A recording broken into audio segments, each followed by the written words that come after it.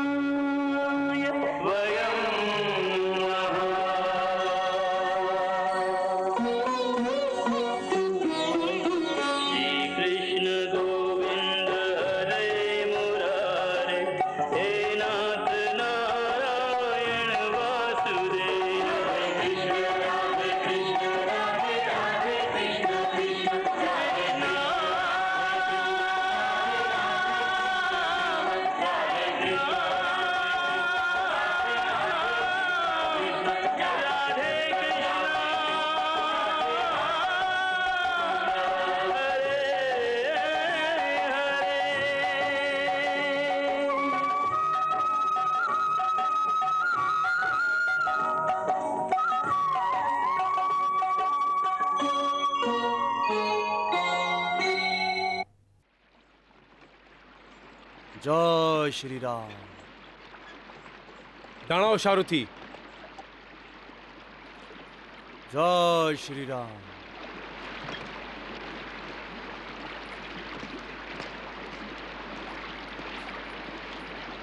जय श्री राम। পাথরের সেতু? জানি না কেন আমার মতন সর্বশ্রেষ্ঠ তীরন্দাজ থাকা সত্ত্বেও লোকেরা পাথরের সেতু কেন বানায়। যদিও আমাকে প্রার্থনা করে তাহলে আমি ওনার জন্য যেখানে প্রয়োজন হবে আমার তীরের সেতু বানিয়ে দেব। जय श्री राम। जय श्री राम।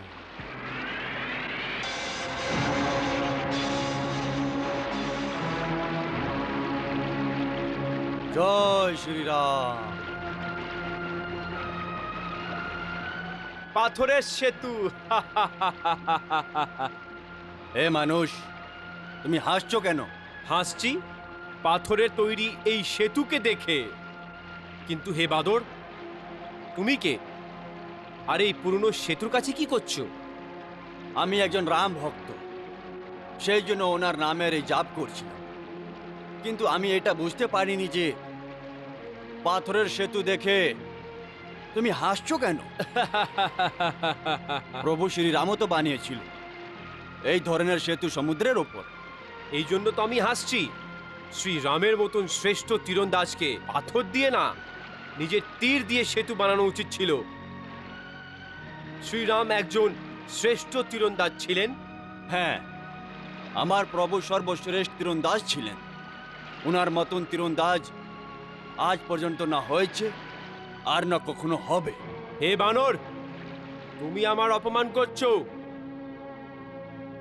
কিন্তু আমি তোমাকে ক্ষমা করলাম। কেন কি তুমি আমাকে চেনো না? আমি এই ত্রিলোকের সর্বশ্রেষ্ঠ তীরন্দাজ কুন্তি পুত্র অর্জুন। ধনুর্বিদ্যা আমি দ্রোণাচার্য থেকে শিখেছি। আমার ধনুক থেকে যে তীর বেরিয়েছে ওইগুলো বড় বড় যোদ্ধাদের পৃথিবীর বুকে নাক রগড়াতে বাধ্য করে দিয়েছে। হে বানর, যদি আমি প্রভু শ্রীরামের জায়গায় হতাম তাহলে পাথর দিয়ে না, নিজের তীর দিয়ে সেতু বানাতাম। যদি ওই সময় তীর দিয়ে সেতু বানানো যেত তাহলে প্রভু শ্রীরাম এবং ওনার সেনা কখনো লঙ্কা পৌঁছাতে পারতো না। কেন কেন পৌঁছতে পারতো না? আমার থেকেও শক্তিশালী মহাকায় বানর প্রভু শ্রীরামের সেনাতে ছিল। ওদের ভার তীরের সেতু সহ্য করতে পারতো না, কারণ কোনো বানরের পা রাখার সঙ্গে সঙ্গে তীরের সেতু অবশ্যই ভেঙে পড়ত। কিন্তু আমার এই তীর এত দুর্বল না, কারণ আমি স্বয়ং নিজের তীরের সেতু বানিয়ে আর ওর ওপর চড়ে এইখান পর্যন্ত এসেছি। এটা অসম্ভব, কারণ শুধু আমার মতো বানরের বোঝের কারণেই তীরের সেতু ভেঙে যেতে পারে। হে শ্রেষ্ঠ, তুই তো একজন সামান্য বানর, তোমার ভার কত হবে? আচ্ছা, ত্রিলোকের সর্বশ্রেষ্ঠ তীরন্দাজ কাকে বলে এর জ্ঞান কি তোমার আছে? যদি আমি নিজের তীরের সেতু বানিয়ে দিই তাহলে কেউই ওকে ভাঙতে পারবে না। এটা তোমার মনের মায়া। অন্যদের কথা ছাড়ো, আমার এই ভার তোমার সেতু সহ্য করতে পারবে না, বালির দেবারের মতো ভেঙে পড়ে যাবে। তুমি আমাকে আবাহন করছো? না, আমি তোমাকে শুধু বোঝাচ্ছি। তুমি আমাকে বোঝাচ্ছ না, তুমি আবাহন করছো, আর আমি এই আবাহনকে স্বীকার করছি। আমি এক্ষুনি তীর দিয়ে সেতু বানাচ্ছি। যদি তুমি ওই সেতুকে ভাঙতে না পারো তাহলে আমি আপনার দাস হয়ে যাব। আর যদি আমি আপনার তীরের সেতু ভেঙে দিলাম তাহলে আমাকে নিজেকে ত্রিলোকের সর্বশ্রেষ্ঠ তীরন্দাজ বলার কোনো অধিকার থাকবে না। যদি আপনার এই জিদ হয়ে থাকে তাহলে বানান সেতু।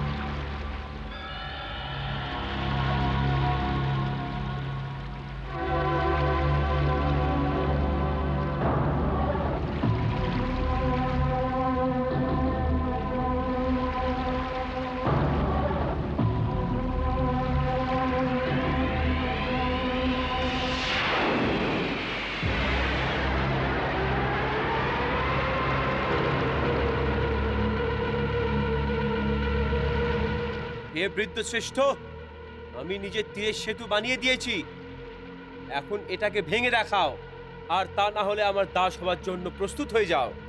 প্রভু,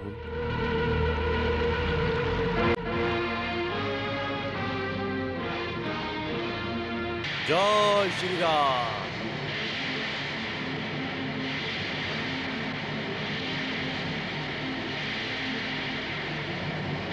জয় শ্রীরাম।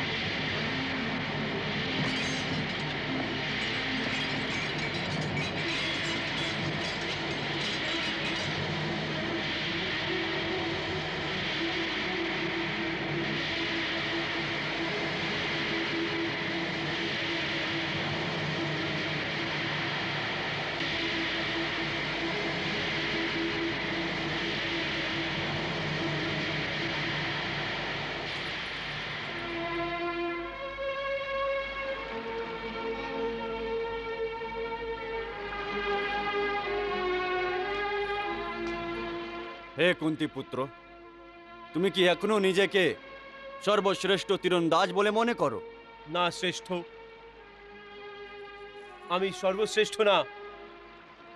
আমি এখন সামান্য তীরন্দাজও বলতে পারবো না নিজেকে। নিজের তীরের সেতুর অবস্থা দেখে এখন বোধহয় তুমি বুঝতে পেরে গেছো যে ভগবান শ্রীরাম পাথরের সেতু কেন বানিয়েছিলেন। হে শ্রেষ্ঠ, তুমি জিতে গেছো আর আমি হেরে গেছি। হে কুন্তি পুত্র, কথা হার জিতের নয়, বরং ওই পাপের যা তুমি করেছো। কোন পাপ? ওই পাপ যদি জ্ঞান বাসত হয়ে যায় তাহলে ওটা ক্ষমাযোগ্য নয়। ক্ষমার যোগ্য নয়? এটা এটা কি বলছেন আপনি? হে অর্জুন, তুমি নিজের ধনুক বিদ্যার অহংকারে শ্রীরামকে সর্বশ্রেষ্ঠ তীরন্দাজ বলে স্বীকার করনি। আর এইভাবে তুমি ওনার অপমান করেছো। হে কুন্তি পুত্র, তুমি জানো না যে তুমি ভগবানের অপমান করেছো? এটা এটা আমার হাতে কি ধরনের পাপ হয়ে গেল? আমি নিজের ভগবানকেই অপমান করে দিলাম।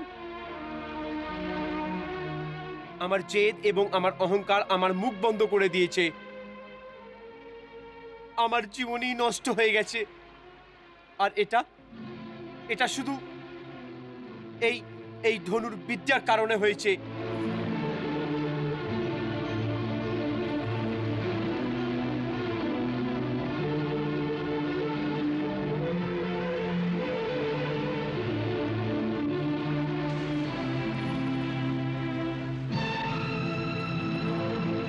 এটা তুমি কি করছো অর্জুন? আমি নিজেকে অগ্নিদেবকে নিবেদিত করতে যাচ্ছি। কিন্তু এটা উচিত নয়। এখন শুধু এটাই উচিত। আমার কথা শোনো। হে অগ্নিদেবতা, আজকে আমি নিজেকে তোমাকে নিবেদিত করছি। হে প্রভু, আমার এই নিবেদনকে স্বীকার করুন।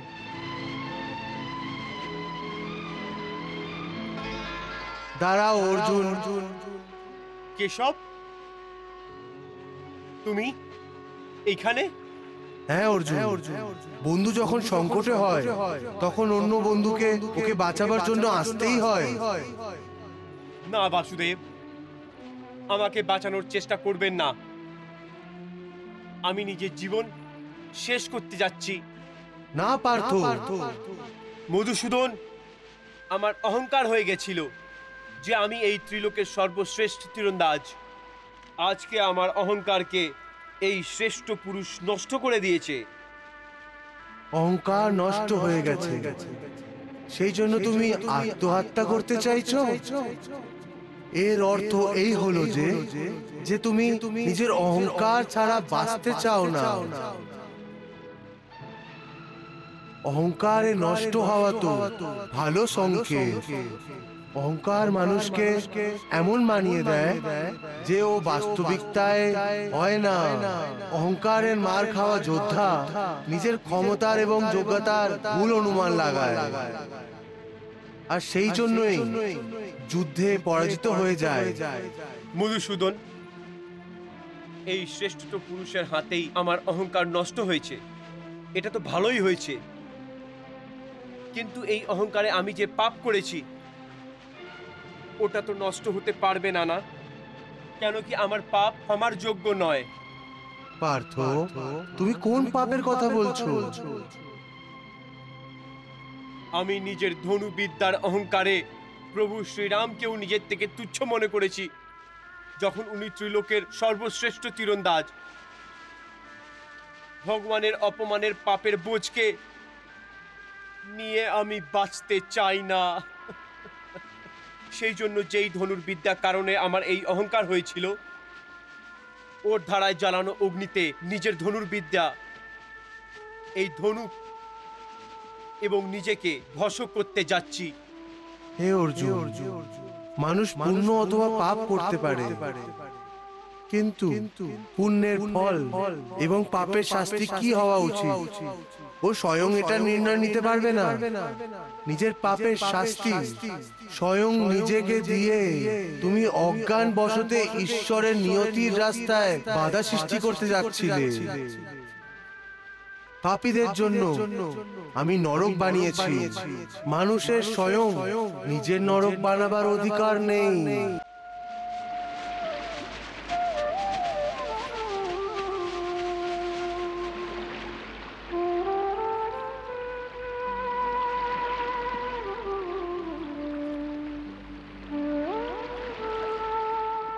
হে বাসুদেব, আমি অনেক বড় ভুল করে ফেলেছি। আপনি আমাকে ক্ষমা করে দিন। বন্ধু থেকে ক্ষমা চাওয়া উচিত না। আসলে বন্ধু তো ও হয় যে ক্ষমা চাওয়ার আগেই ক্ষমা করে দেয়। পার্থ, আমি তোমাকে আগেই ক্ষমা করে দিয়েছি।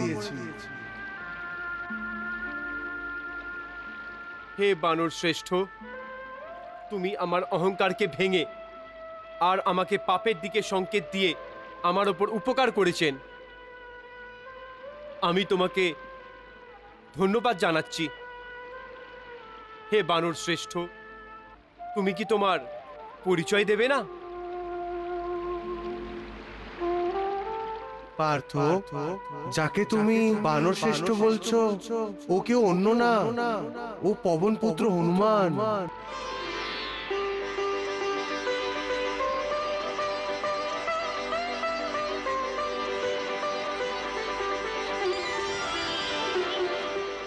আমারই আজ্ঞা নিয়ে হনুমান তোমার অহংকারকে নষ্ট করেছে, কিন্তু আসলে হনুমানের উদ্দেশ্য তোমাকে নষ্ট করা ছিল না। হে পবন পুত্র, আমাকে ক্ষমা করুন। অজ্ঞান অবস্থায় আমি আপনাকে অপমান করেছি।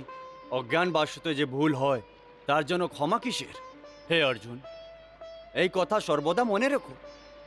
যে যোদ্ধা অহংকারকে পরাজিত করে দেয় ও অন্য শত্রুদেরও পরাজিত করতে পারে, কারণ যে কোনো যোদ্ধার অহংকার থেকে বড় শত্রু আর কেউ হয় না। যে অহংকারকে জিতে নিয়েছে মনে করব সংসারকে জিতে নিয়েছে। বাহ হনুমান শ্রেষ্ঠ, বাহ, আপনি ধন্য, মহাজ্ঞানী। আর আপনি নিজের জ্ঞান ভান্ডার থেকে শিক্ষা দিয়ে আপনি আমার গুরু হয়ে গেছেন। আমি আপনার কাছে ঋণী থাকব।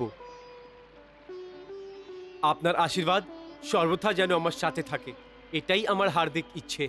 পার্থ, আমি এই জ্ঞান তোমায় হনুমানের দ্বারা দিয়ে একটি যোদ্ধার সবচেয়ে বড় শত্রুকে বিনাশ করতে চাইছিলাম, কারণ একটি মহা ভয়ঙ্কর মহা যুদ্ধ হতে যাচ্ছে।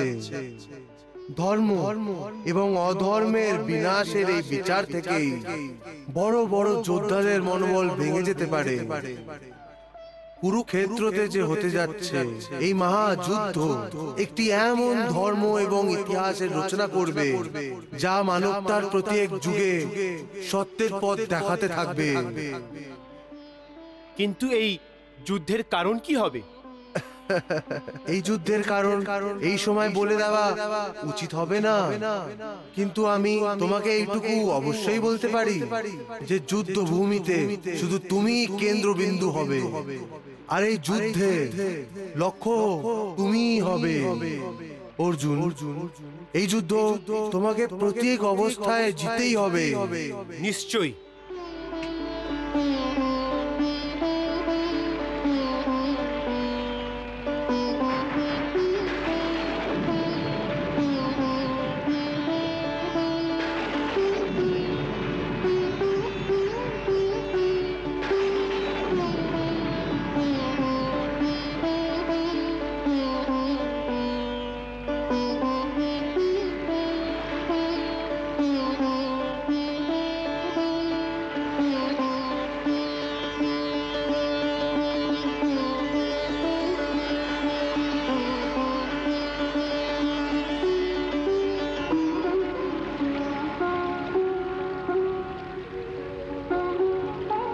প্রভু শ্রী রামের রূপে আমি আপনার দর্শন পাবার জন্য অস্থির হয়ে আছি।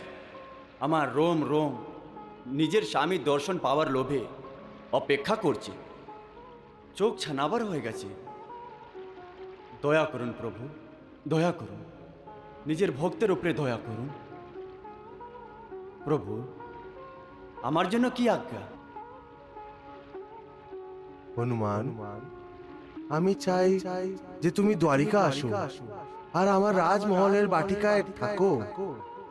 তুমি তো মহাজ্ঞানী, এর উদ্দেশ্য তুমি স্বয়ংই জেনে যাবে। আর হ্যাঁ, তোমার সবচেয়ে বড় ইচ্ছেও ওখানেই পূর্ণ হবে। সত্যি প্রভু।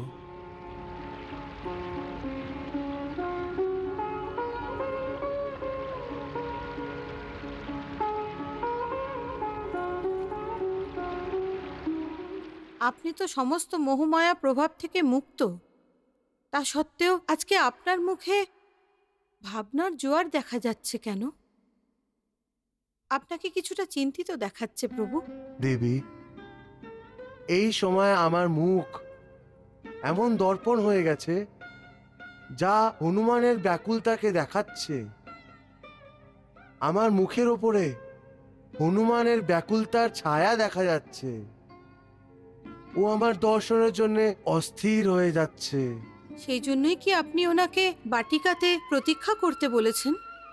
এর মধ্যে অবশ্যই কোনো রহস্য লুকিয়ে আছে। ভুলে গেছো দেবী, আমি বলেছিলাম আমাকে হনুমানের মাধ্যমে আমার নিজেদের অহংকার ভাঙতে হবে। আচ্ছা, এখন বুঝেছি। মনে হচ্ছে যে এখন দাওভ্রাতার পালা। তা না হলে আপনি হনুমানকে এখানে কেন ডাকবেন? একটি ঘুষিতে দুই বানরকে মেরে দাওভ্রাতা বুঝছে যে ওনার হাত যেন কোনো মহা ভয়ঙ্কর মহা ধ্বংসকারী দিব্য অস্ত্র হয়ে গেছে।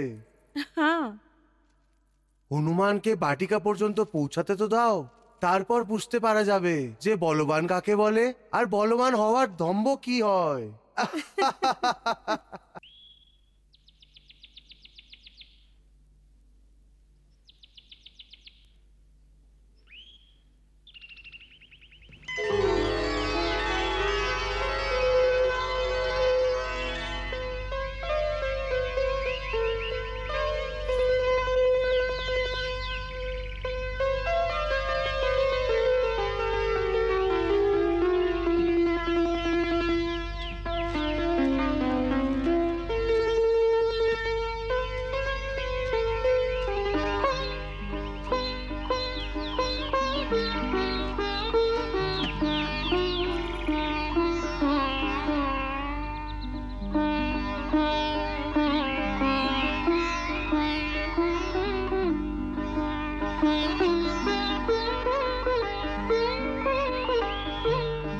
প্রভু, আপনার আজ্ঞা অনুযায়ী আমি এই বাটিকায় তো এসে গেছি, কিন্তু খিদে ভীষণ পেয়েছি।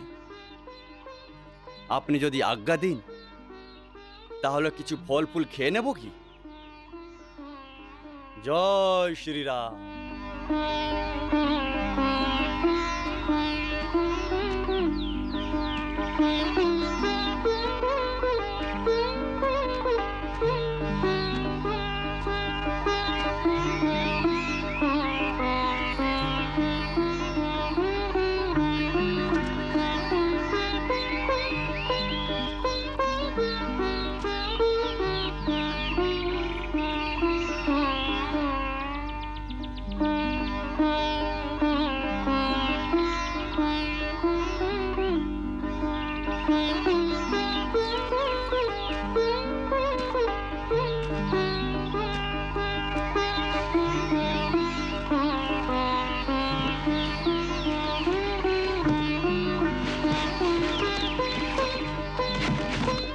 আরে বাটিকার ভেতরে এই আওয়াজ কোথা থেকে আসছে?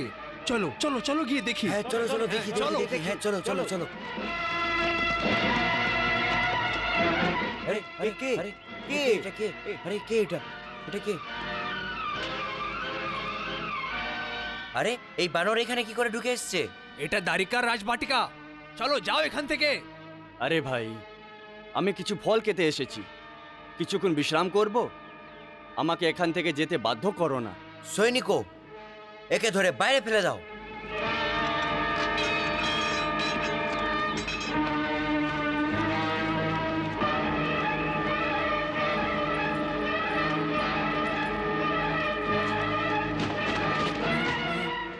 এ তো কোনো মায়াবী লাগছে। সৈনিকো, একে মেরে মেরে বাইরে ফেলে দাও। যাও। হ্যাঁ চলো চলো চলো একে।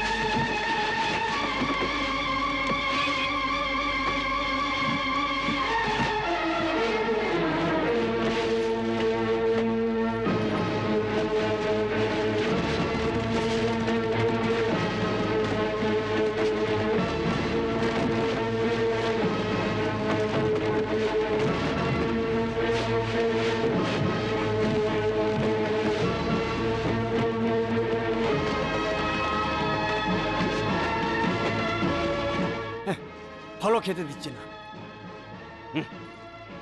কি বললে? রাজবাটিকায় ঢুকে ওটাকে নষ্ট করছে? হ্যাঁ দাও ভ্রাতা। কি ধরনের প্রহরী তুমি? একটি বানরকে আটকাতে পারোনি? বানরকে? যদিও বাটিকায় ঢুকে সবকিছু নষ্ট করে থাকে তাহলে ওকে ধরে দ্বারকার বাইরে ছেড়ে দিয়ে এসো। ওই বানর অনেকই বলবান। চুপ করো, লজ্জা করছে না তোমাদের? একটি বানরকে বলবান বলছো? আরে তোমরা হচ্ছে যাদব, যাদব স্বয়ং দুধ মালাই মাখন খাও, আর একটি বানরকে বলবান বলছো? একটি সাধারণ বানর যাদবদের পরাস্ত করছে। লোকেরা যদি শোনে তাহলে হাসবে। দ্বারিকার প্রতিহারীরা ওকে ধরার জন্য অনেক চেষ্টা করেছে, কিন্তু ও কারোরই হাতে আসেনি। ও এমনই ভাবে উথল চুপ করো। মনে হচ্ছে এই বানর দুইদ বানরের প্রতিশোধ নিতে এখানে এসেছে। যদি এরকম হয় তাহলে দুইদের মতোই আমার মুঠোর একটি প্রহারে ও নষ্ট হয়ে যাবে।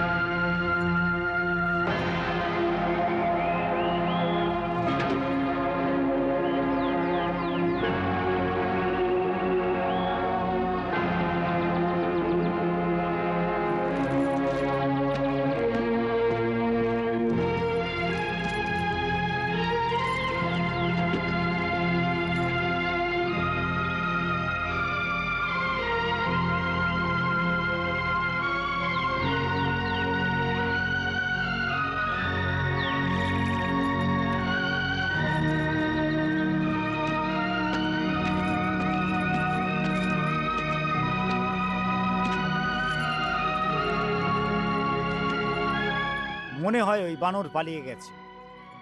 ভালো হয়েছে, না হলে আমার হাতে মারা যেত।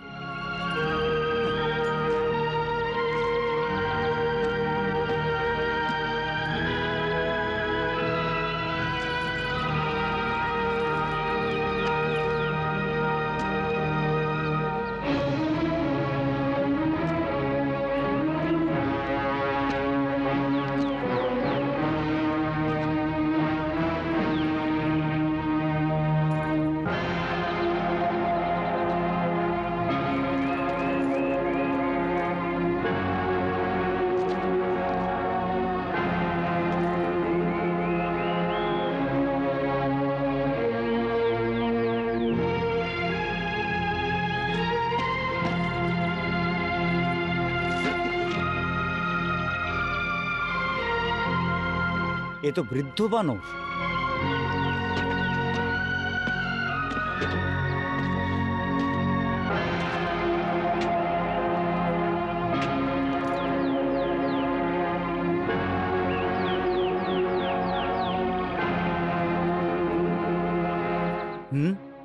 খেয়েই যাচ্ছে। বানর,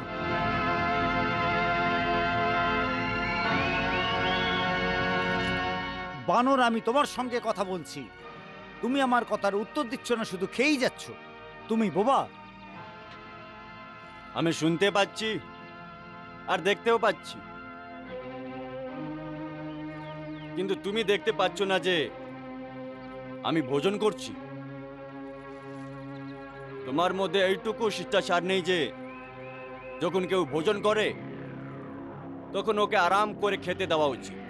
বানর, খিদে পেয়েছে কি? ক্ষুধার্ত প্রাণী বেশি ক্রোধিত হয়। যদি খিদে পেয়ে থাকে তাহলে নাও, তুমিও খেয়ে নাও। আমি এখানে ভোজন করতে নয়, তোমাকে চলে যাওয়ার আদেশ দিতে এসেছি। ও,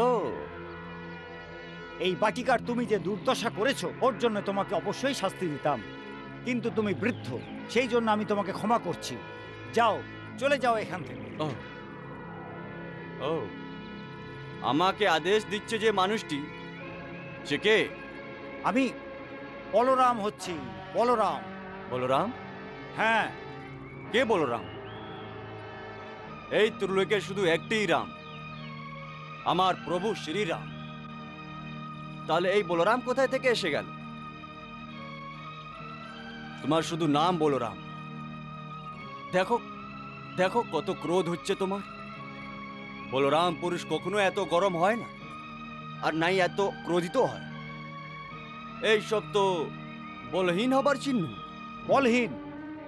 যদি আমি তোমার উপরে নিজের বল প্রয়োগ করি তাহলে তোমার জন্য একদম ভালো হবে না বৃদ্ধ বানর। আচ্ছা, আমাকে ক্রোধিত করো না, কারণ আমি যদি আমার মুঠোর শুধু একটি প্রহার তোমার উপরে করি তাহলে তুমি সোজা মাটিতে ঢুকে গিয়ে পাতালে প্রবেশ করবে।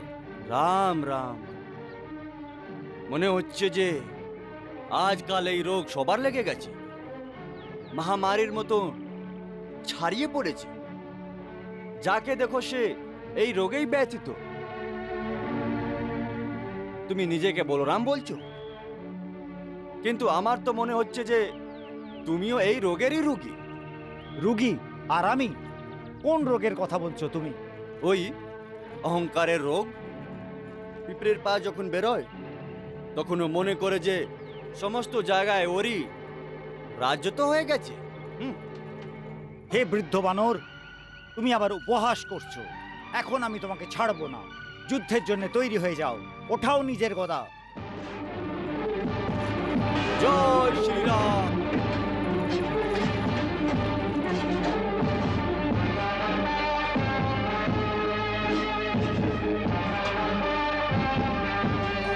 জয় শ্রীরাম।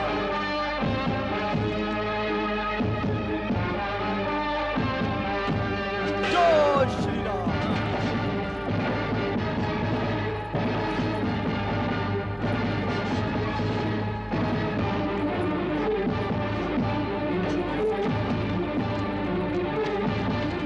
জয় শ্রীরাম। জয় শ্রীরাম।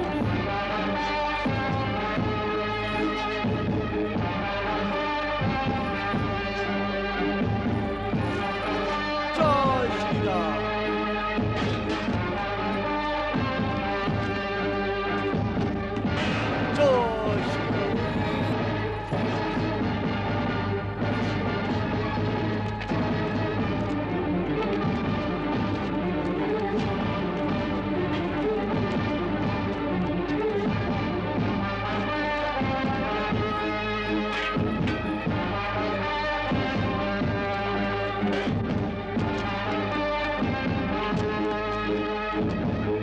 জয় শ্রীরাম।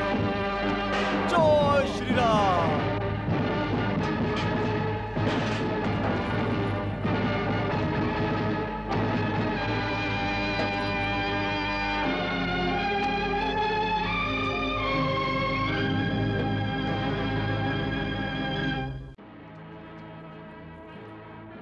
হে বানর, দুইদের মতো মহাকায় বানর আমার মুঠোর একটি প্রহারে সোজা নরকে পৌঁছে গিয়েছিল। আর তুমি তুমি আমার প্রত্যেক প্রহারকে আটকাচ্ছ আর সহ্য করছো। তুমি কোনো সাধারণ বানর হতে পারো না। বলো কে তুমি, আর এই বাটিকায় কেন এসেছো? অবশ্যই এখানে আসার তোমার কোনো বিশেষ উদ্দেশ্য আছে। বলো। হে বলরাম, আপনি যা মনে করছেন আমার ওরকম কোনো উদ্দেশ্য নেই। আমি তো শুধু আমার প্রভুর একজন তুচ্ছ ভক্ত। আসলে আমি আমার স্বামীর আজ্ঞার এখানে এসেছি। ভক্ত? আর স্বামীর আজ্ঞা এখানে এসেছো? হ্যাঁ। কে তোমার স্বামী? দেখো, তোমার এই রহস্যময় কথা আমার জন্য চক্রবুয়োর মতো। স্পষ্ট রূপে নিজের পরিচয় দাও। আমাকে ক্রোধিত করো না, না হলে আমি আমার দিব্য শক্তির প্রয়োগ করব, আর আমি আমার হাল বের করব, তুমি শেষ হয়ে যাবে। না না, মনে হচ্ছে তুমি আমার কথা শুনবে না। আমাকে আমার হাল বের করতেই হবে।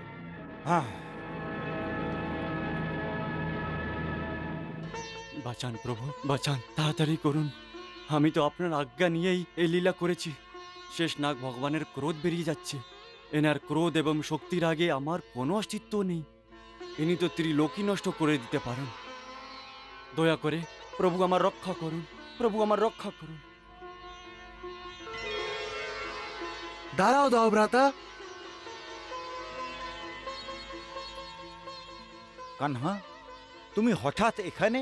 হ্যাঁ দাও ভ্রাতা। তুমি আমাকে কেন আটকালে কানহা? আমি এই বানরকে শাস্তি দিতে যাচ্ছিলাম। এ কোনো সাধারণ বানর নয় কানহা, এ অনেক বড় মায়াবী। আমার তো মনে হচ্ছে এ অবশ্যই কোনো ওষুধ। বা দাও ভ্রাতা, খুব চিনতে পেরেছেন আপনি। এ আপনাকে বানর বলে মনে হচ্ছে।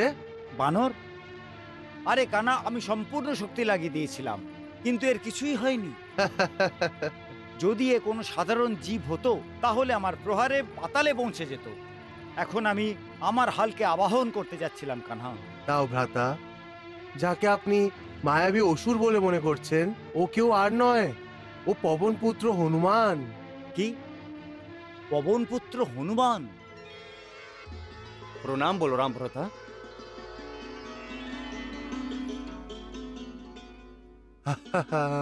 সত্যি কানহা, এ পবনপুত্র হনুমান? হ্যাঁ দাও ভ্রাতা। হ্যাঁ।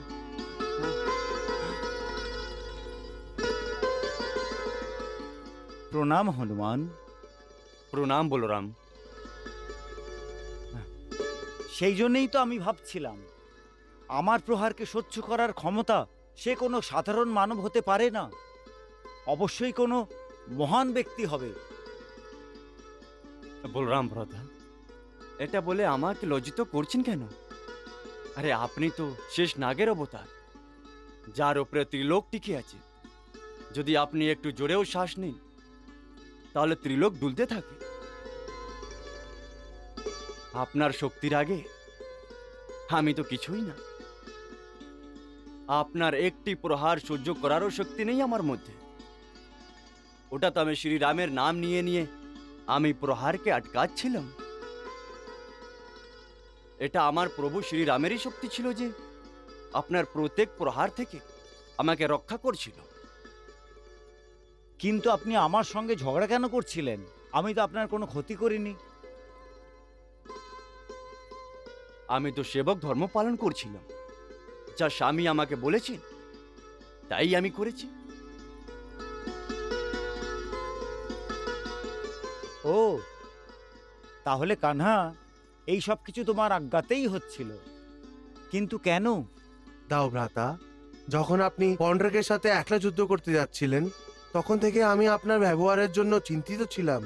আর যখন আপনি মহাকায়া দুইত বানরকে নিজের মুষ্টির শুধু একটি প্রহারেই নরকে পাঠিয়েছিলেন, আমি দেখছিলাম যে আমার মায়া আপনার মনে পর্দা ফেলে আপনাকে মুগ্ধ করে দিয়েছিল, আর ওই মায়া আপনার হৃদয়ে অহংকারের বীজ বপন করছিল।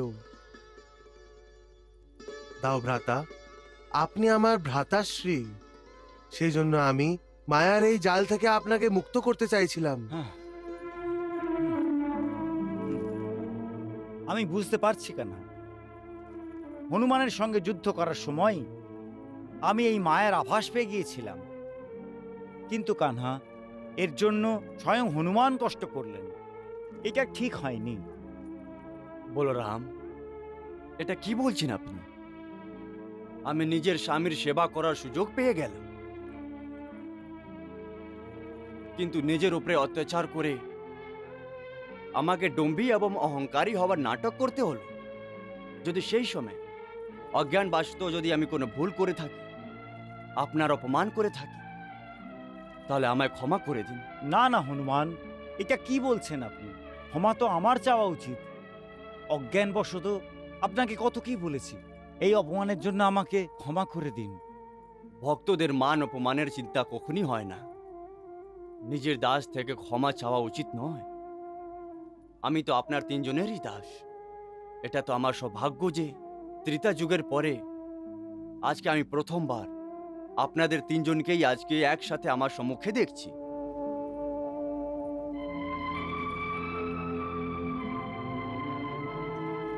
স্বামী, আমি জানি যে আপনি নিজের বাচন এবং আমার অভিলাষা পূরণ করার জন্য আমাকে দ্বারিকা ডেকেছেন।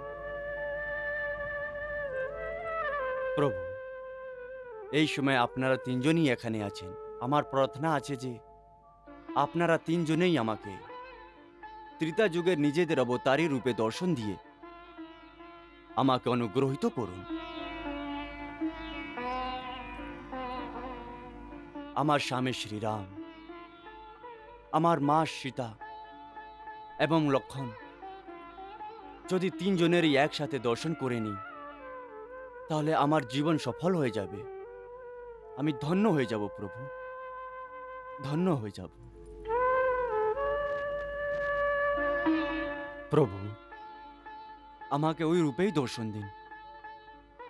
আজকে আমাকে হতাশ করবেন না। অনেক প্রতীক্ষা করিয়েছেন আপনি। দর্শন দিন প্রভু, দর্শন দিন।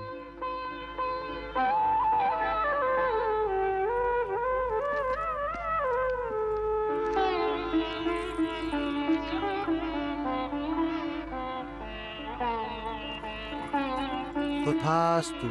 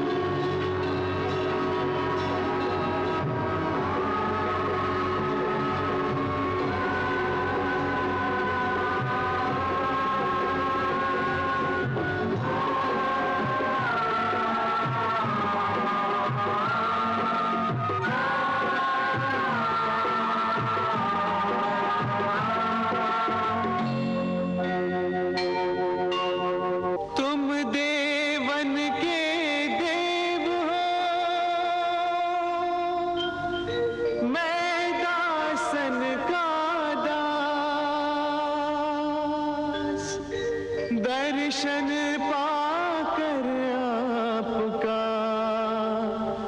बुझी युगों की प्यास।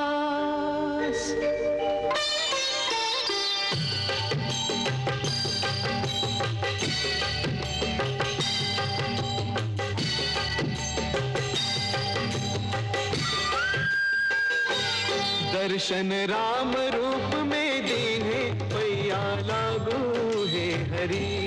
दर्शन युगल रूप में दीने पैया लागू है हरि। संग जानकी लक्ष्मण आए कृपा करी। संग जानकी लक्ष्मण आए कृपा करी। दर्शन राम लखन सिया दीने पैया लागू है हरि। दर्शन राम लखन सिया दीने पैया लागू है हरि।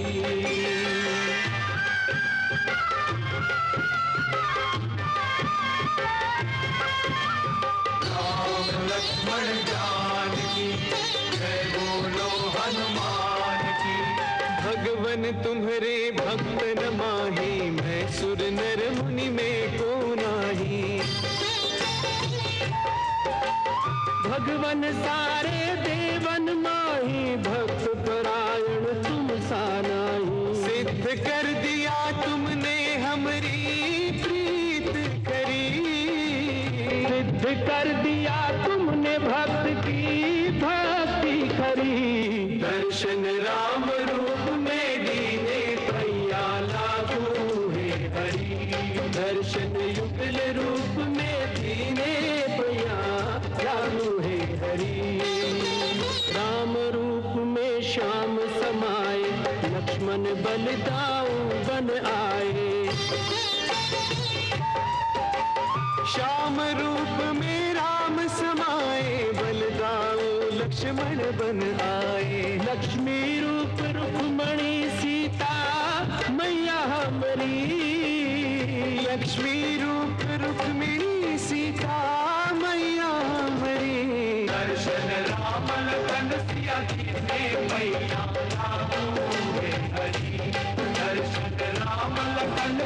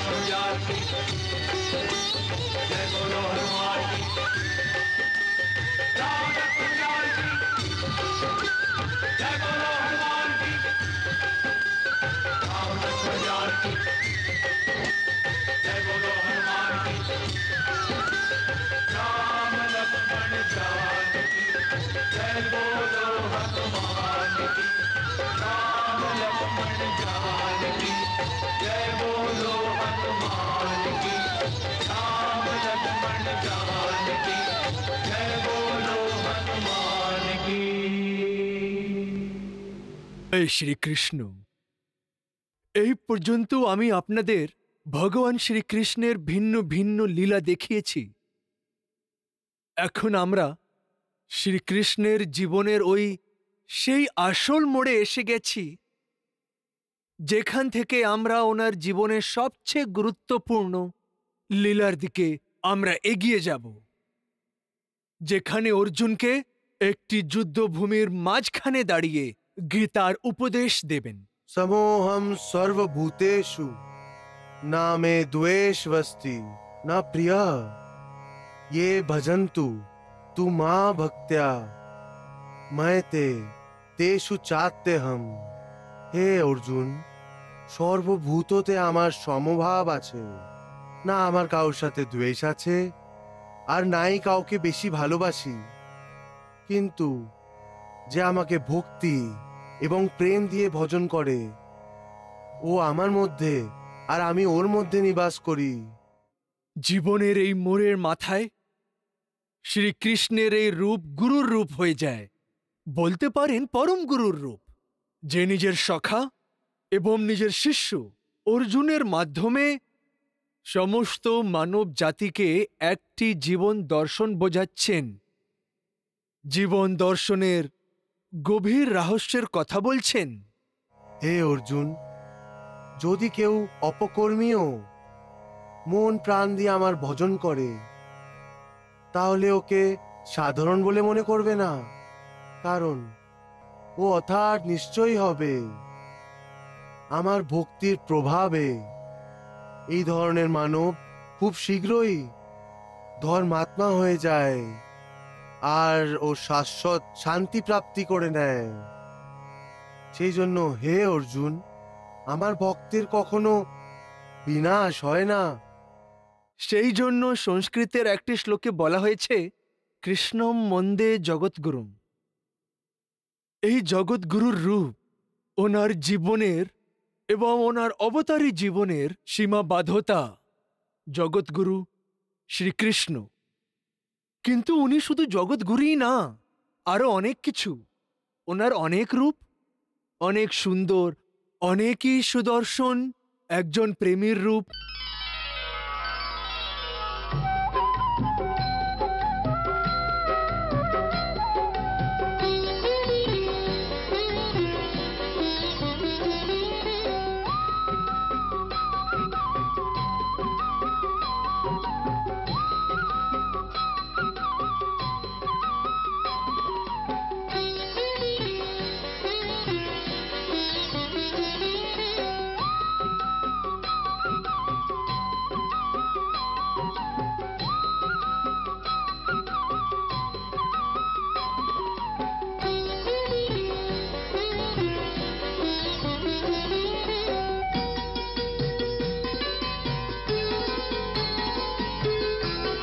একজন পুত্রের রূপ, যোদ্ধার রূপ।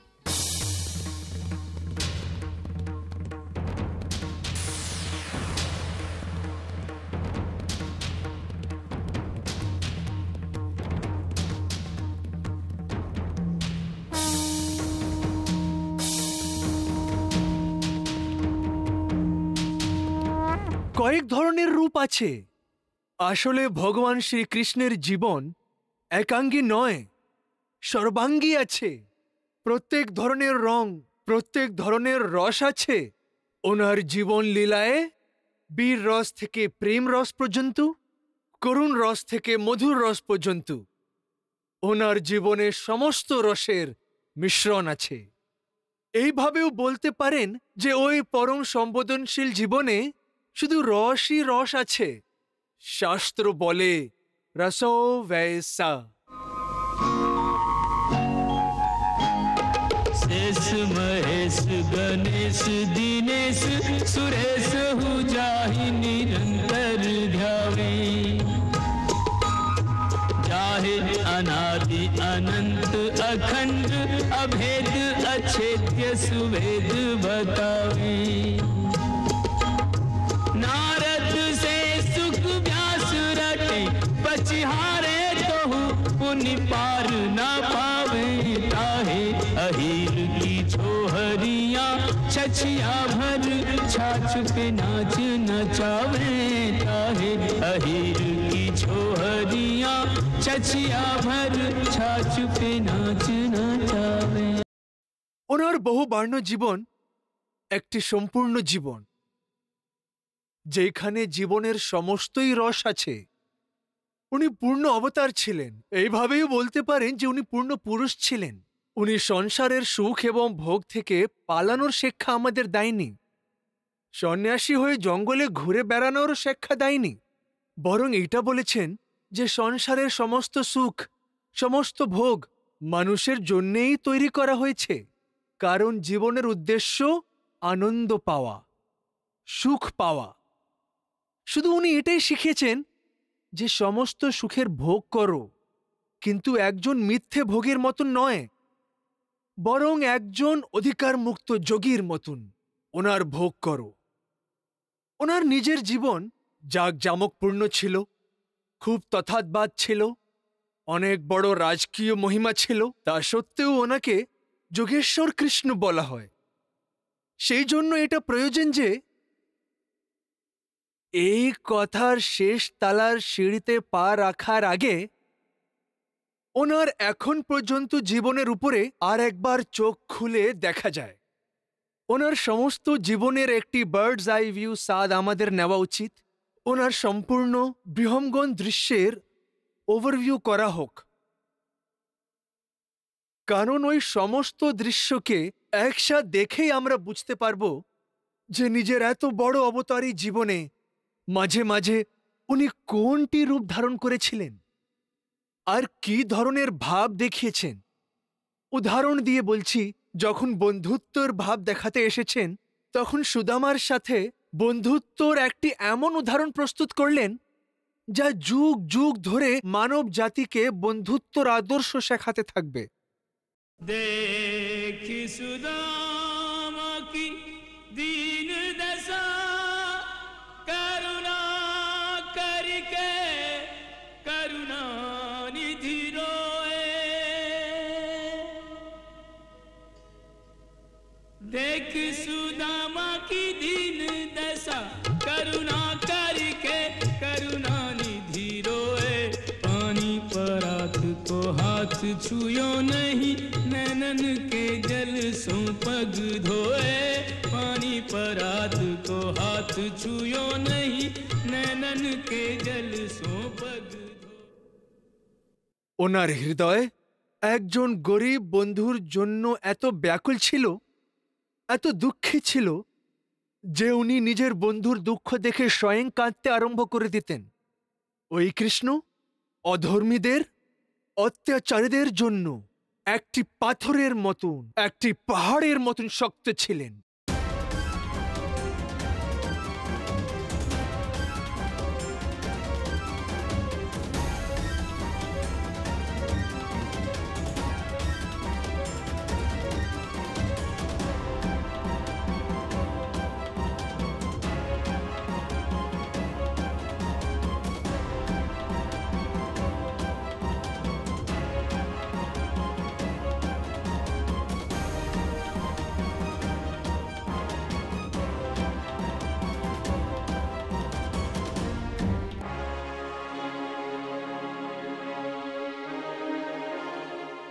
এইভাবেই উচিত সময় আসার পর কংসের মতন উনি উনি শিশুপালকে বধ করে দিলেন। এর থেকে আগে যে তোমরা আমাকে হাত লাগাও, আমি এই খ্রিস্টকে জীবিত ছাড়বো না। তুমি আমাকে বিবশ করে দিয়েছো শিশুপাল।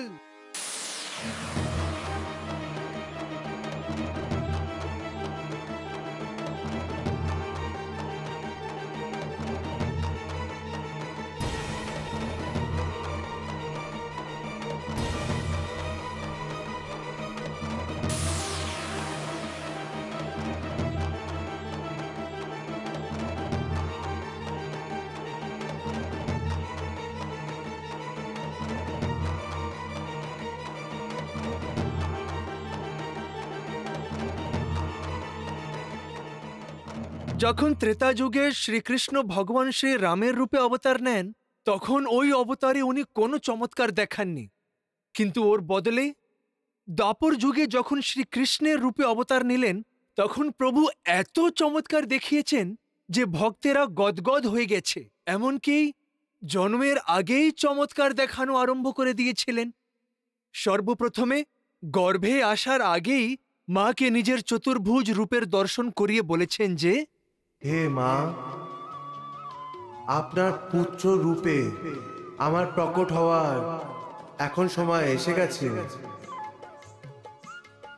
3 জন্ম আগে যখন আমি আপনার পুত্র রূপে প্রকট হওয়ার বর দিয়েছিলাম, সর্বপ্রথমে ওর কিছু স্মৃতি আপনাকে মনে করাতে চাই।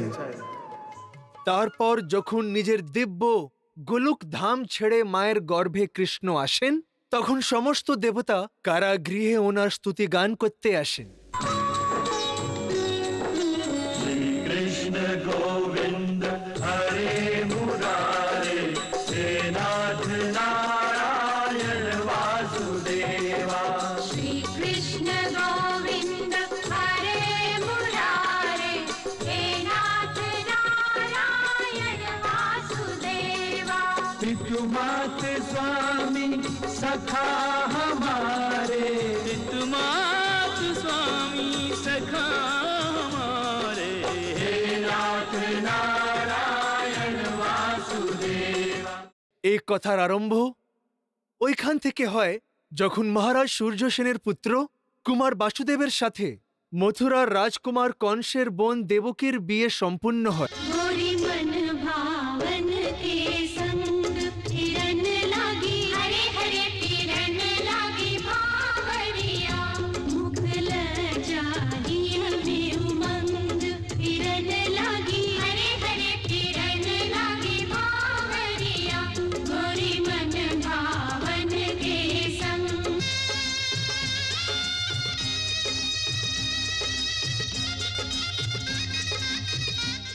কংস যখন দেবীকে শ্বশুর বাড়ি নিয়ে যাচ্ছিল, তখন রাস্তায় ওরাকাল হয়।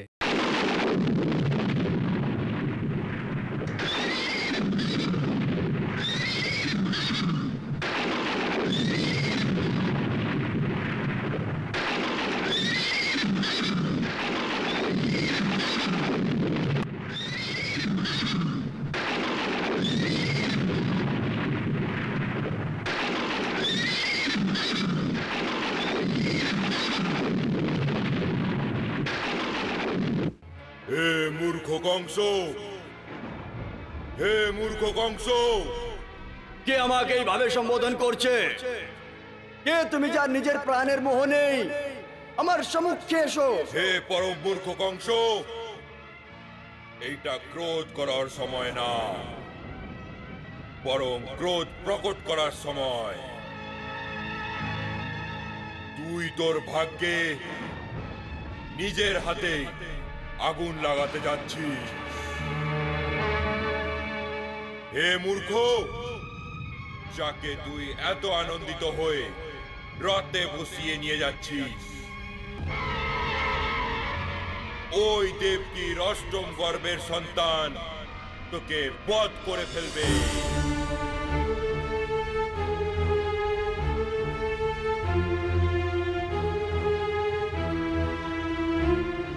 এই আকাশবাণী শুনেই কংস ক্রোধিত হয়ে দেবকীকে বধ করে দিতে চায়, কিন্তু বাসুদেব দেবকীর প্রাণ বাঁচানোর জন্য এই বচন দেন যে, ঠিক আছে, দেবকীর থেকে আপনার কোনো ভয় নেই, ভয় আছে শুধু ওর সন্তান থেকে, যেমনটি আকাশবাণী হয়েছে।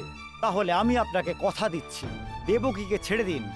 আমি মহারাজ সূর্যসেনের পুত্র বাসুদেব প্রতিজ্ঞা করছি, দেবকীর প্রত্যেক সন্তানকে জন্ম নেওয়ার পর আমি স্বয়ং নিজের হাতে এনে আপনাকে সঁপে দেব। তখন যদি চান তাকে বধ করতে পারেন, আমি কোনো আপত্তি করব না। যখন দেবকীর প্রথম সন্তান হলো তখন বাসুদেবের বচন অনুযায়ী কংস ওকে মৃত্যু দিতে এসে গেল। দাও এই সফলকে আমাকে দিয়ে দাও। না না, আমি ওকে দেবো না। কেন দেবে না? আমি বলছি ছেড়ে দাও একে। ছেড়ে দাও। ছাড়ো, আমি বলছি ছাড়ো। ছেড়ে দাও। ছাড়ো, ছেড়ে দাও আমার বাচ্চা। ছাড়ো, ছেড়ে দাও। ছাড়ো একে। দয়া করো ভ্রাতা, দয়া করো। বলছি ছাড়ো। ভ্রাতা দয়া করো। আমি বলছি ছাড়ো, ছাড়ো, ছাড়ো আমাকে। আমার সন্তানকে ছেড়ে দাও। ছেড়ে দাও ভ্রাতা, আমার সন্তানকে মেরো না। ভ্রাতা দয়া করো। ভ্রাতা আমার সন্তানকে বাঁচাও। ভ্রাতা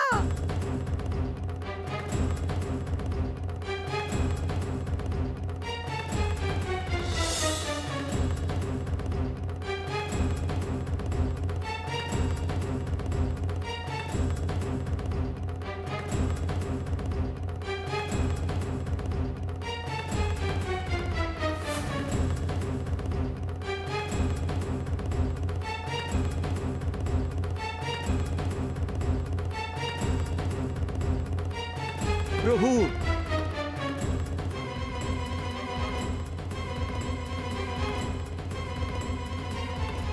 না।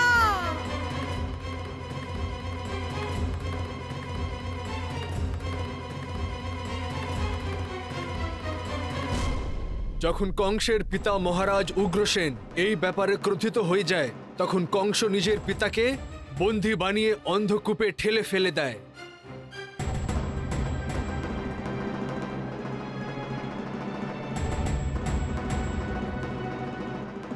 চল রে বুড়ো,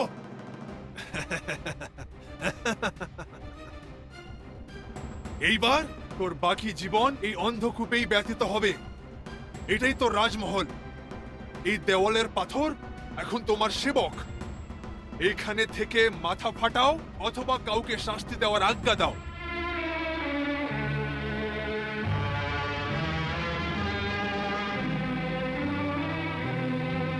বন্ধ করো। মহারাজ কংসের জয়! মহারাজ কংসের জয়! মহারাজ কংসের জয়! মহারাজ কংসের জয়! মহারাজ কংসের জয়! আর এইভাবেই কংস স্বয়ং ওই রাজ্যের সিংহাসনে বসে যায়। আকাশবাণীতে এটা বলা হয়েছিল যে অষ্টম বালক কংসকে বধ করে দেবে। সেই জন্য সমস্ত প্রজারা অষ্টম বালকের প্রতীক্ষা করছিল। ওদের বিশ্বাস ছিল যে ভগবান ওদের তারণকর্তা রূপে অবতার অবশ্যই নেবে। তোমরা জানো দেবকী আবার গর্ভবতী হয়েছে। কিন্তু এখন তারণহারের আসার সময় এসে গেছে। হ্যাঁ, এবার তো সবারই দুঃখ মিটে গেছে। এবার তো তারণকর্তা আসছে। জানো, তারণকর্তা আসছে। আচ্ছা, তারণকর্তা, তারণকর্তা, তারণকর্তা। যে তারণকর্তার নাম নেয় ওর জিভ কেটে ফেলো।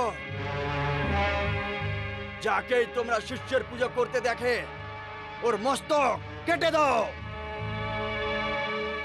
ওদের এই পাঠ ভালোভাবেই পড়িয়ে দাও যে মথুরায় একজনই ভগবান আছে, আর ও হচ্ছে কংস।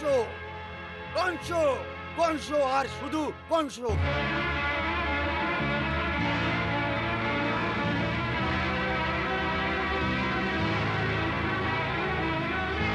ডাকো তোমাদের ত্রঙ্কর্তাকে, ডাকো।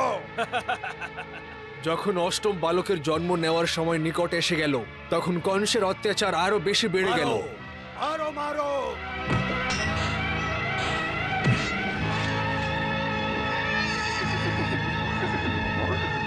জ্বালিয়ে দো, সব জ্বালিয়ে দো। ডাকো নিজের ত্রঙ্কর্তাকে।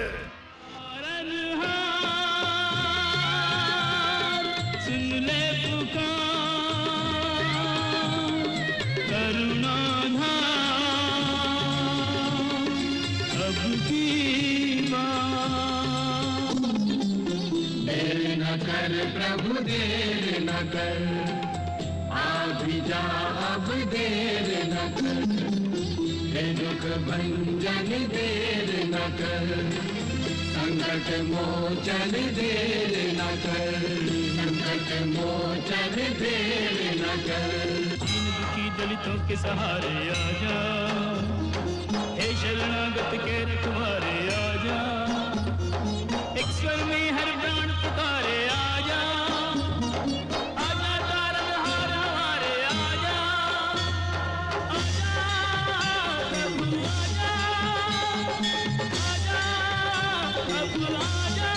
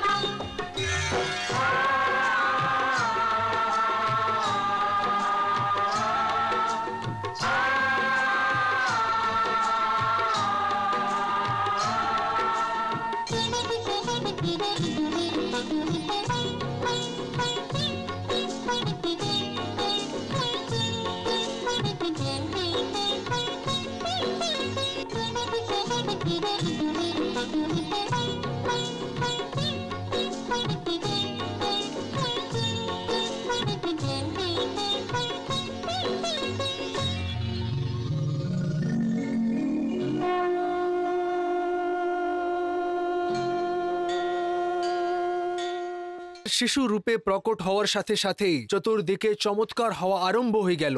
পিতা বাসুদেবের হাতের বাঁধা শিকল এবং পায়ের শিকল নিজে থেকেই খুলে যায়।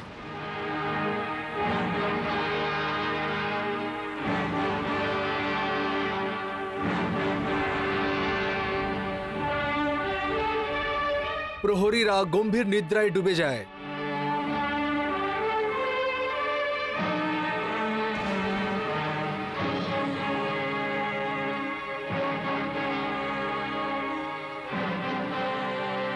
কারাগারের দ্বার নিজে থেকেই খুলে যায়।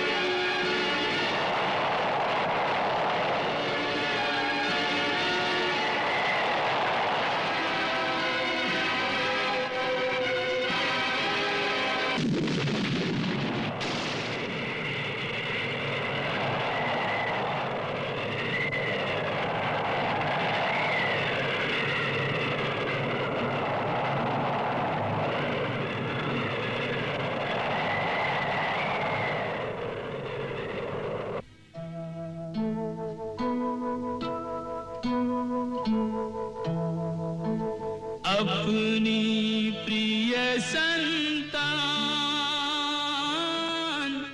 रख जसुमती की सेज पे, मायावश अनजान माया को संग ले चले।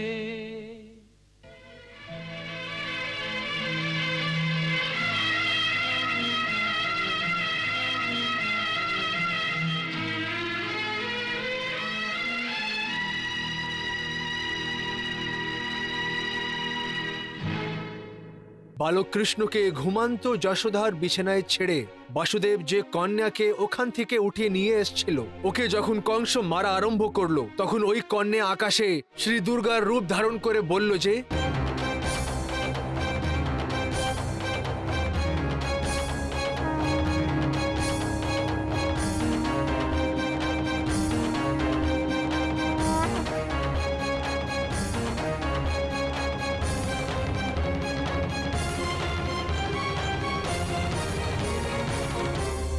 আরে মূর্খ, আমাকে মেরে তুই কিচ্ছু লাভ করতে পারবি না।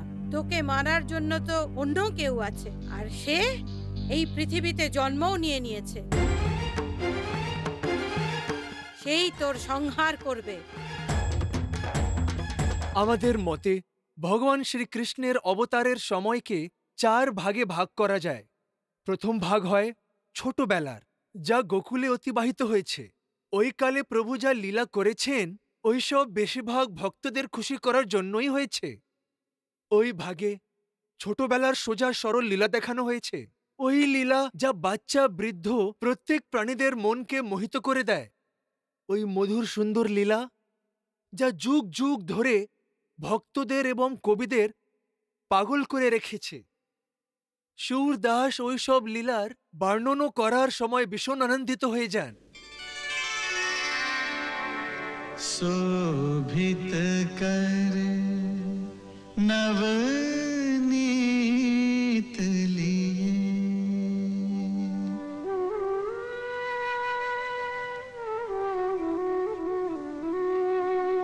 शोभित कर नवनीत लिए। তারপর যতদিন পর্যন্ত গোকুলে ছিলেন, কংস ওই বালক রূপী শ্রীকৃষ্ণকে হত্যা করার জন্য একের পর এক শক্তিশালী অসুরদেরকে পাঠিয়ে যেত। কিন্তু ওই দিব্য বালক ওদের সবাইকে বধ করে দিয়েছিল। সর্বপ্রথমে পুতনা এসেছে।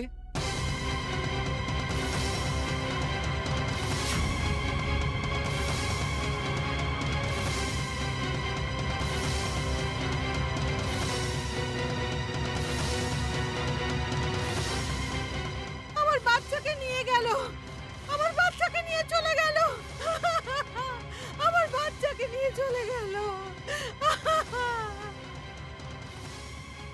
আরে আমার সন্তান, আমার বাচ্চা।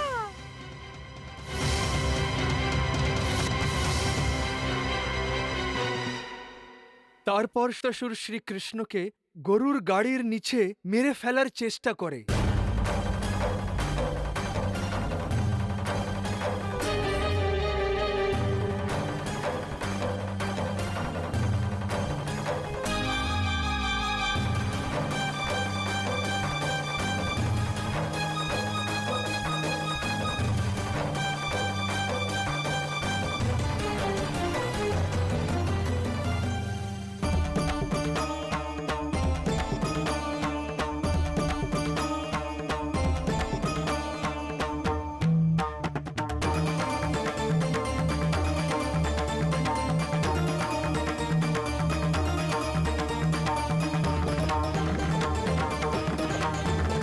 তারপর কংস তৃণাবর্তকে পাঠিয়েছিল যে কৃষ্ণকে উড়িয়ে আকাশে নিয়ে যায়।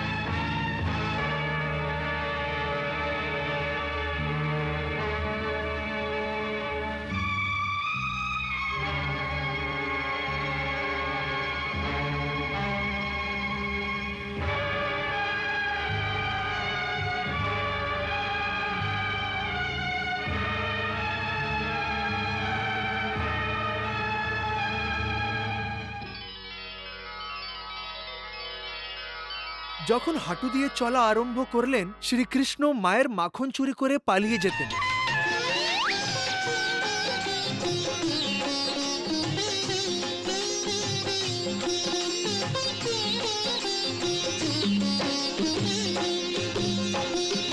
हाथ में माखन धूल भरा तन घुटरन चलत घुटरन चलत मेरो मन मोहन हाथ में माखन धूल भरा এরই মধ্যে যশোদা মায়ের সাথে অনেক সুন্দর লীলা করতে করতে কৃষ্ণ নিজের ছোট মুখের ভিতরে মাকে সম্পূর্ণ ব্রহ্মাণ্ডের দর্শন করিলেন।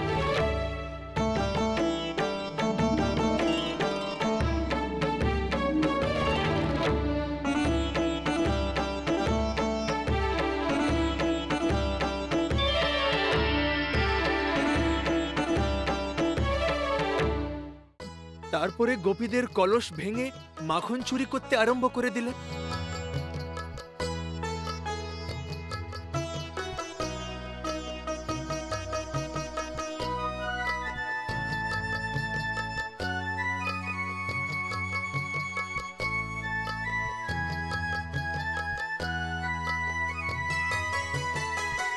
মারো গুলাটি।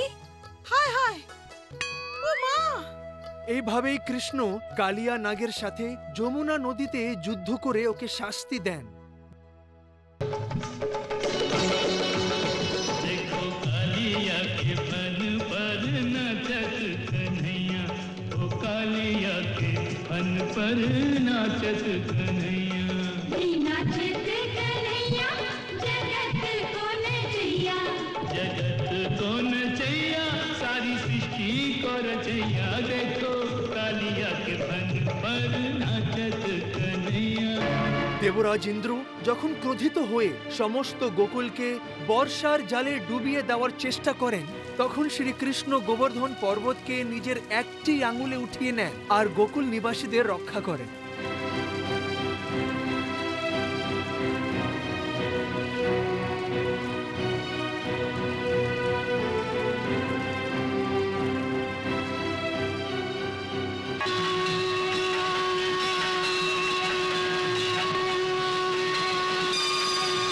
हमारो कान्हा गोवर्धन गिरधारी, हमारो कान्हा गोवर्धन गिरधारी। कन्हैया निज भक्तन के सीस पे ठक्कर बनके, कन्हैया निज भक्तन के सीस पे ठक्कर बनके। देखो आप करे रखवाली, हमारो कान्हा गोवर्धन गिरधारी, हमारो कान्हा गोवर्धन गिरधारी। তারপরে সময় আসলো রাধা কৃষ্ণের প্রেম লীলার। যুবক হওয়ার সাথে সাথে রাধার সাহায্যে ওরা দুজন প্রেমের সর্বোচ্চ।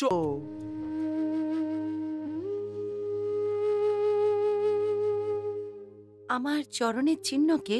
হ্যাঁ, তুমি সকালবেলা ঘাটে বন্ধুদের সাথে জল ভরতে যাও না? হ্যাঁ। ওখানে তোমাদের সবার পায়ের চিহ্ন পড়ে থাকে। আমি ওই সবে তোমার চরণ চিহ্নকে চিনতেই পারবো। ব্যাস, ওটাকেই প্রেম করে ফিরে আসবো।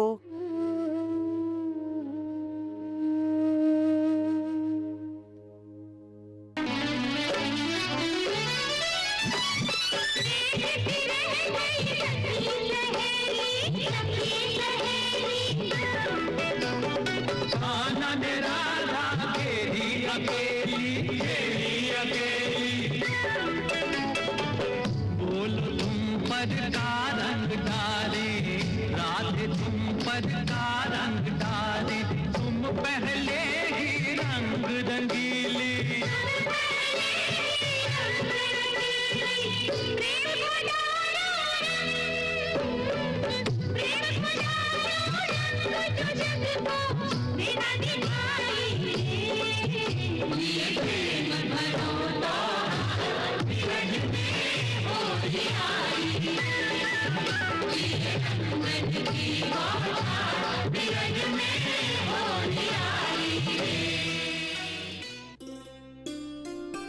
কখনো কখনো আমি ভাবি যে আমি যদি কৃষ্ণ হতাম আর তুমি হতে রাধা, তাহলে কত ভালো হতো।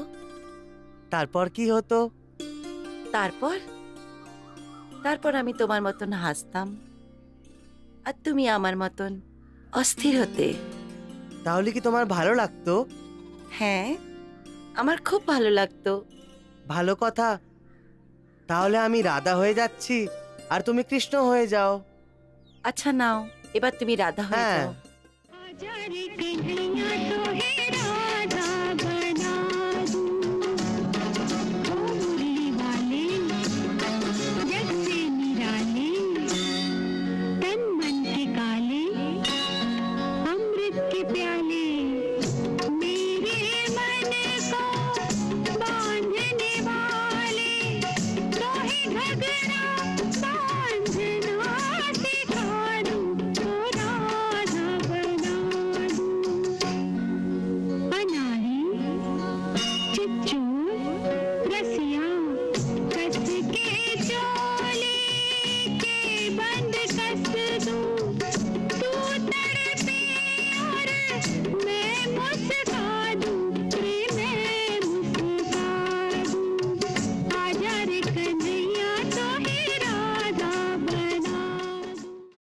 প্রেমলীলার চরম সীমা মহারাসেই গিয়ে শেষ হচ্ছে। মহারাস আসলে আত্মাদের সাথে পরম আত্মার মিলনের একটি মহান উৎসব আছে।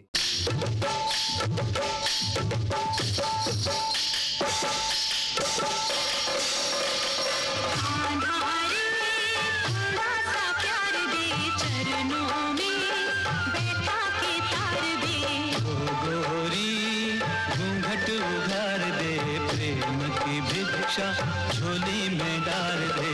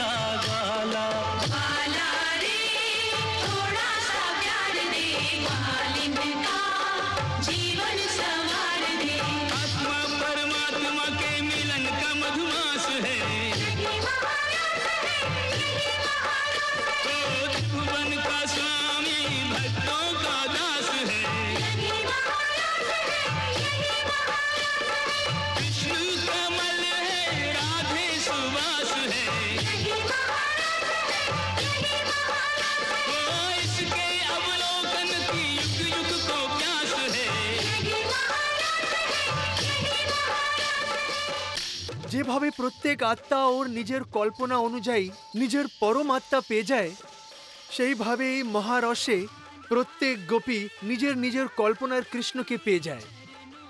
এই মিলন মহোৎসবই প্রেমের চূড়ান্ত। যেমনভাবে ভক্তির চরম সীমায় পৌঁছিয়ে প্রেমের প্রাপ্তি হয়, সেইভাবে এই প্রেমের চরম সীমায় পৌঁছিয়ে এই মিলন মহোৎসবের পরম আনন্দ প্রাপ্ত হয়। ওই পরম আনন্দকে প্রাপ্ত করার পর আর পাওয়ার জন্য কিছু শেষ থাকে না। আর যখন পাওয়ার কিছু শেষ থাকে না, ওইখান থেকেই শেষ আরম্ভ হয়ে যায়। যেখানে মিলন শেষ হয়ে যায়, ওইখান থেকেই বিরহ এবং বিয়োগ আরম্ভ হয়ে যায়। এটাই কালচক্রের নিয়ম। সুখ এবং দুঃখ, মিলন এবং বিরহ, হাসি এবং অশ্রু সর্বদাই একের পিছনে এক আসতেই থাকে। সুখের পর দুঃখ, দুঃখের পর সুখ, আবার দুঃখ, আবার সুখ। এমন মনে হয় যে কালের একটি পরাজয় সুখ হয় আর অন্য পরাজয় দুঃখ হয়। প্রথমে সুখের পরাজয় এগিয়ে যায়, তারপরে দুঃখের পরাজয় এগোতে থাকে। এটাই সময়ের গতি, আর সময়ের গতি কখনো থামে না। আর এইটাই এই মৃত্যু লোকের অটল সত্য।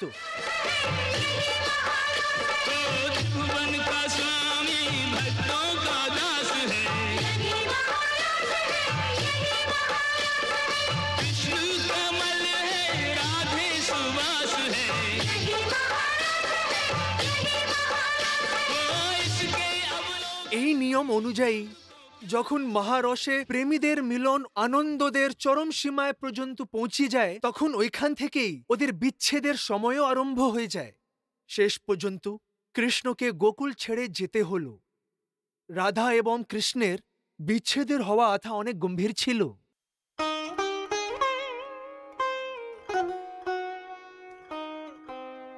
নাও, আমি এসে গেছি। বলো, কি বলতে চাও?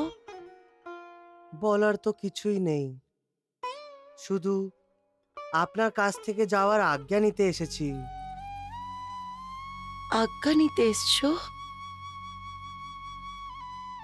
নাকি আমার প্রাণ নিতে এসছো? রাধে, প্রাণ তো আমাদের দুজনের একটাই, শুধু শরীর দুটো। এই বিচ্ছেদ তো শুধু দুটো শরীরের। কিন্তু বিচ্ছেদের পরে আমাদের কি অবস্থা হবে, এটা কি ভাবোনি তুমি? ভাবি তো, কিন্তু যা নিয়তি ঠিক করে রেখেছে ওই লীলা তো আমাদের করতেই হবে। যেই কাজকে করার দায়িত্ব উঠিয়েছি ওই কর্তব্য তো আমাকে পূর্ণ করতেই হবে, এটা তো আপনি জানেনই। হ্যাঁ, জানি আমি। কি আপনার নিজের লীলা, আপনার কর্তব্য রাধার থেকেও বেশি বড়। কিন্তু আপনি এটা জানেন না যে রাধার কাছে আপনার থেকে বেশি প্রিয় আর কেউই নেই। ওর জন্য তো আর কিছুই নেই। রাধার সমস্ত কর্তব্য, সমস্ত কাজ আর সমস্ত আশা আকাঙ্ক্ষা ও সমস্ত পুজো অর্চনা, এই সমস্ত কিছু কৃষ্ণের চরণেই অর্পিত আছে। এই শ্রীচরণগুলোকে আপনি যদি আমার থেকে দূরে নিয়ে যান, তো যেমন যজ্ঞ হওয়ার পর যজ্ঞকুণ্ডতে শুধু জ্বলন্ত কাঠের ভস্য পড়ে থাকে, ঠিক ওইভাবেই আপনার যাওয়ার পরে বৃন্দাবনেতে শুধু রাধার ভস্যই থেকে যাবে। যাওয়ার আগে আমাকে দুটো কথা দিয়ে যান। বলো। প্রথমে এই যে শুধু স্বপ্নেতেই নয়, বরং যতক্ষণ আমি পৃথিবীতে থাকব আমার হৃদয়েতে প্রতিক্ষণ আপনিই বিরাজ করবেন। আর দ্বিতীয়? দ্বিতীয় এই যে আমার এই পৃথিবী ছাড়ার আগে আমাকে একবার আবার করে আপনার চরণের ধূলি যেন প্রাপ্ত হয়।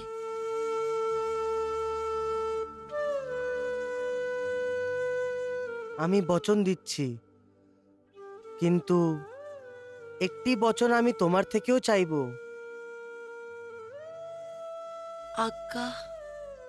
তুমি কিন্তু কাঁদবে না।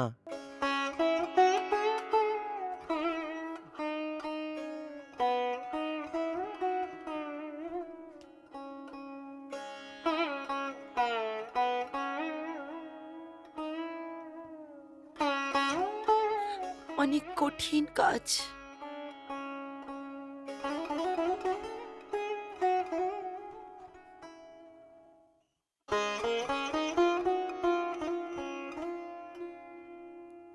রাধে, তোমার এক ফোঁটা চোখের জল আমার কর্মপথে, আমার সম্মুখে দাঁড়িয়ে আমার রাস্তা আটকাতে পারে। সেই জন্যই আমাকে বচন দাও।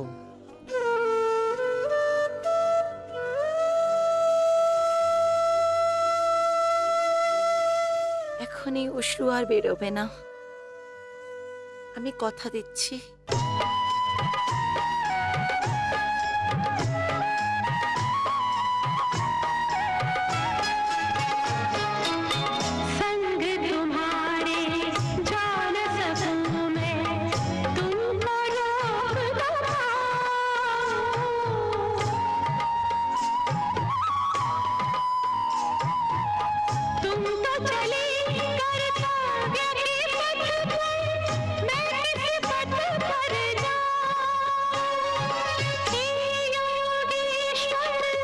मैं